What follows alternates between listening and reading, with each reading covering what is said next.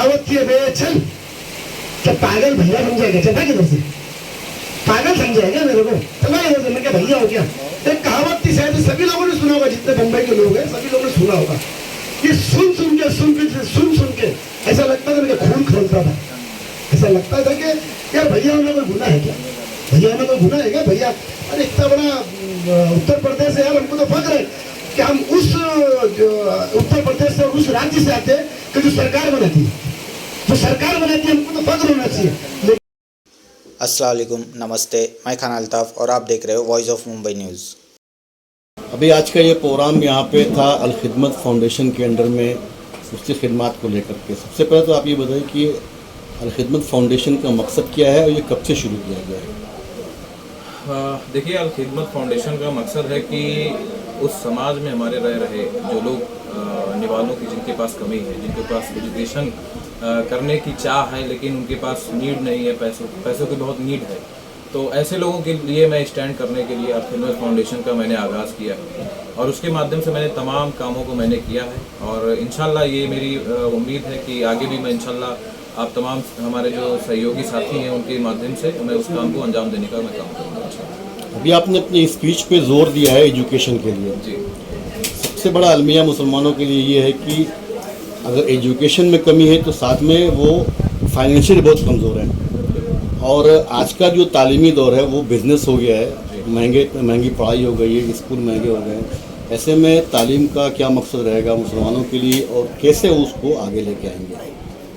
मकसद ये है कि हम अपने जो हमारा एक क्राउड है, जो हमारा क्षेत्र है, उसमें मैं देखता हूँ कि जो हमारे यहाँ जो टैलेंटेड बच्चे हैं उनको हम लोग लेते हैं और उनके लिए जो भी चीज़ें हैं हम अपने ऑर्गेनाइजेशन के माध्यम से उस स्कूल के हेडमास्टर से या प्रिंसिपल से हम लोग बात करते हैं, अपनी बात को रखते हैं और बताते हैं इसमें ये कि बच्चा काबिल है, उसको आगे जाने का मौका दीजिए। बाकी हम लोग से जो भी होता है हम लोग उसकी मदद करने के लिए हमेशा खड़े रहते हैं। आपने एक बात अवेयरनेस की बोली है, तालीम को लेके ये बात कर रहे हैं कि गवर्नमेंट ने एक स्कीम शुरू की है RTE का। हमारे यहाँ उसके मुताबिक बिल्कुल अवेयरनेस नहीं है, ना लोगों को जानकारी इसको लेकर के। आपका फाउंडेशन उसमें क्या कर रहा है? मेरा फाउंडेशन इसमें अभी एक वैलेट के माध्यम से और एक मैसेज के माध्यम से, ग्रुप के माध्यम से, मैसेजिंग के माध्यम से लोगों तक इस बात को पहुंचाने की हम लोग पूरी कोशिश करेंगे कि ताकि लोगों में अवेयरनेस पैदा हो और लोग उस चीज़ को देखें, समझें और समझने की कोशिश करें। आप एक पॉलिटिकल पर्सनालिटी भी है, MIM साहब का ताल्लुक़ है, डिस्ट्रिक्ट प्रेसिडेंट हैं आप। उत्तर प्रदेश की सियासत में MIM का क्या रोल है? उत्तर प्रदेश की जिस तरीके से सारी पार्टियां अपने रोल अदा करने के लिए तैयार बैठी हैं, ठीक उसी तरीके से MIM पार्टी भी अपने रोल को अदा करने के लिए हमेशा सड़क से लेकर सदन तक लड़ने के लिए जाना जाता है। और जो बैरिस्टर ओवैसी साहब हैं, जिनकी वजह से ये पार्टी जानी जाती है, जिस तरीके से उनकी एक लड़ाई रही है इस समाज में कि सड़क की लड़ाई सदन तक वो ले जाने का काम करते हैं, उसी को देखते हुए उत्तर प्रदेश में इसकी अच्छी एक हालत बनने वाली है। सर, जैसे कि हमने आपकी स्पीच सुनी जिसमें ये पता चला कि आप यूपी से फिलहाल जुड़े हुए और लगातार वहाँ पे आप काम कर रहे हैं। अभी जो ट्रेंड चल रहा है ट्विटर पे, जहाँ से कांवड़ यात्रा गुजरने वाली है वहाँ पे जो भी शॉप्स है, सारे शॉप वालों को अपने जो शॉप है उस पर नाम लिखना होगा। जैसे ट्रेंड चल रहा है आरिफ की फ्रूट शॉप, तो इस बारे में आप क्या ख्याल रखते हैं?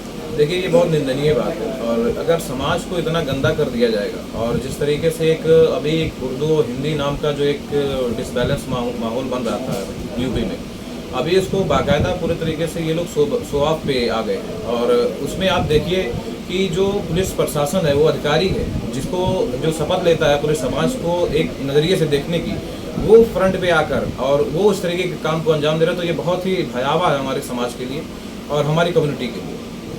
MIM एक मुस्लिम पार्टी के नाम से जानी जाती है, मुस्लिम मसाइल को आवाज़ बहुत अच्छी उठाती है, लेकिन MIM उत्तर प्रदेश में जैसे और पार्टियाँ, पीस पार्टी और उनमा काउंसिल वगैरह, उससे गठबंधन करके क्यों नहीं रखती है? देखिए, MIM हमेशा गठबंधन के लिए अपने दरवाजे को खोला है MIM, लेकिन सवाल ये है कि जब लोगों के विचार मिलते हैं, कोई पूरी लड़ाई वैचारिक लड़ाई होती है, आप भी जानते हैं सर, और उस वैचारिक लड़ाई को देखते हुए जिनको लगता है कि हमारे विचार उससे मिल रहे हैं, वो लोग बिल्कुल आते हैं। जैसे अभी पिछला चुनाव जो हम लोगों ने लड़ा है उसमें जन अधिकार पार्टी थी, बाबू सिंह कुशवाहा जी का साथ था, उसमें पीस पार्टी भी थी, उसमें MIM का भी एक अच्छा रोल था।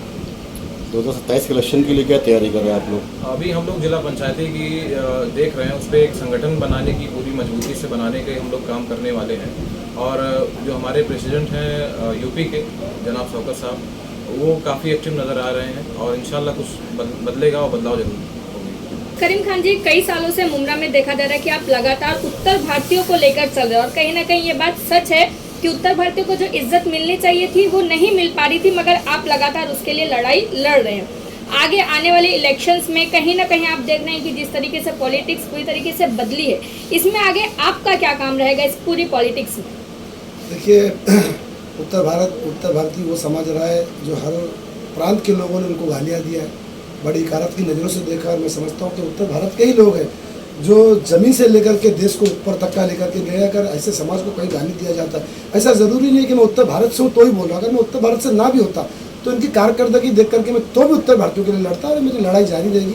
जब तक हमको मान सम्मान नहीं मिलेगा, मेरी लड़ाई जारी रहेगी। तो आपको क्या लगता है महाराष्ट्र में जो पॉलिटिक्स है, कौन से वो नेता हैं जो उत्तर भारतीयों को लेकर आगे चल रहे हैं और आगे चलेंगे? देखिए, ऐसा मुझे तो ऐसा कोई नेता नहीं दिख रहा है जो सिर्फ और सिर्फ उत्तर भारतीयों की बात करे। मुझे तो ऐसा कोई नहीं दिख रहा है। लेकिन नहीं, मगर एक सॉफ्ट कॉर्नर किसी के दिल में आपको लगता है ऐसा? तो मुझे तो अब आज की तारीख में मैं तो अपने स्थानीय के एमएलए को ही बोलूँगा कि वो हर समाज को, हर प्रांतीय को लेकर के चलना चाहते हो, जो दिख भी रही है, जो देश में, प्रदेश में और देश में एक सेकुलर आवाज़ की तरफ दिख रही है। और हम लोग आज उन्हीं के पीछे खड़े हुए। अगर आने वाले कल में अगर इनका यही रवैया रहे, ऐसे ही सेकुलरिज्म रहा उनका, तो हम उनके साथ साना बसाना ताकत के साथ खड़े हैं। पिछले 2 दिनों से महाराष्ट्र में समाजवादी पार्टी की सरगर्मियाँ बहुत ज़्यादा बढ़ी हुई हैं, बेस उत्तर भारत है उसका भी। आप क्या कहेंगे उस मामले में? ये सरगर्मियाँ नहीं बढ़ी है। देखिए, जो उत्तर प्रदेश का जो लोकसभा का जो चुनाव हुआ, जिसमें 35 से 36 एमएलए जो जीत करके आए हैं, एक अच्छा ग्राउंड बना है समाजवादी पार्टी के लिए। अगर समाजवादी उसी तर्क पे अगर मेहनत करेगी, मुझे वैसा लगता है कि अगर उसी तर्क पे मेहनत करेगी महाराष्ट्र में, तो ही समाजवादी चल पाएगी। नहीं तो मुझे नहीं लगता कि समाजवादी कोई कहीं अपना बेस महाराष्ट्र में जमा सकती है, क्योंकि कहीं ना कहीं समाजवादी पार्टी इलाकाइयत की भेंट चढ़ती है, जो मैंने कल भी देखा और शायद आपने भी देखा इस चीज़ को। आप वहाँ पे मौजूद थे, बाद में उठ के चले गए थे और कुछ चेहरे पे आपकी नागवारी भी थी, क्या रहे, क्या कहेंगे? जी, मैं गया था, बड़े दिल से गया था। मेरे कुछ ऐसे साथी थे और मैं खुद भी इकरा हसन का, यानी सोशल मीडिया के जरिए, हालांकि मैं उनको जानता तो नहीं, लेकिन एक नौजवान नेत्री, पढ़ी लिखी नेत्री अगर समाज में आई है और पार्लियामेंट तक पहुंची है, तो मैं खुद उसका फैन हूँ, जो अच्छी बातें रख सकती है। हम लोग भी कोशिश ये किए थे कि उत्तर भारतीयों का हमारा नाम लिखा गया था उस मंच पे कि हम लोग भी जाकर के उनका सत्कार करेंगे, इकरा हसन चौधरी का। मगर अफसोस रहा कि वहाँ पर वो चीज़ नहीं मिल पाई जो इज्जत मिलनी चाहिए उत्तर भारतीयों को, और जो मुझे जो इज्जत मिलनी चाहिए थी वो इज्जत नहीं मिली, इसलिए मुझे नागवार गुजरा। हम लोग भी अपने पैर रखने वाले लोग हैं, तो नागवार गुजरा। मेरे तमाम साथी लोगों का ये मशवरा था कि भाई यहाँ से चलो, अब हमारा काम नहीं है। करीम खान, अभी महाराष्ट्र में इलेक्शन हुए और जिस तरह से पॉलिटिकल माहौल बदला, असेंबली इलेक्शन होने वाले हैं, लेकिन यहाँ पर जो मुमरा में ख़ास तौर पर 2 पार्टियाँ अपने आप को सेक्युलर होने का दावा करती हैं और एक्टिव है यहाँ पे, एनसीपी, शरद पवार गुट और अजीत पवार गुट। आप शरद पवार गुट से ताल्लुक़ रखते हैं जैसा मुझे मालूम है, लेकिन इस इलेक्शन में आखिर पब्लिक जाए कहाँ पे? दोनों ही अपने हैं। देखिए, मैं समझता हूँ कि ये जो लोकसभा का चुनाव गया है, हमारा मुमरा बहुत होशियार है। कहीं ना कहीं लोगों को ये समझ में आता था कि मुमरा को अक्ल नहीं है, ये पैसा लेके वोट देंगे। लेकिन ये जो 4 तारीख को जो चुनाव गया जो लोकसभा का, इसमें मुमरा ने बढ़ चढ़ के ये बताया है कि हम लोग बहुत सूझबूझ वाले लोग हैं, तो आने वाला कल इसी सूझबूझ के साथ में जाएगा, ये मेरा पूरी गारंटी है।